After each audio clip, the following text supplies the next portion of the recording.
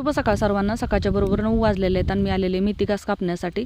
शाळांसाठी मेथी घास 2 टाईम टाकला जातो, एकदा 5 वाजता गायांबरोबर एकदा, आणि सकाळी जर का नेलेला मेथी घास असेल ना तर शाळांचे जे करडे आहेत ना ते चांगलं खाते, त्याच्यामुळे 2 टाईम टाकते त्यांना. तर हे आपला एक 13-14 दिवस झाला असं ऊस लावून. तो ऊस आपला अशा पद्धतीने उगवतोय.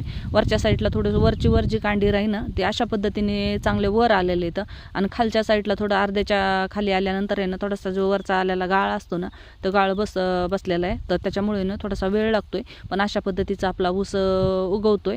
बरोबर 9:30 वाजलेले तर मी आलेले ऊस तोडायला.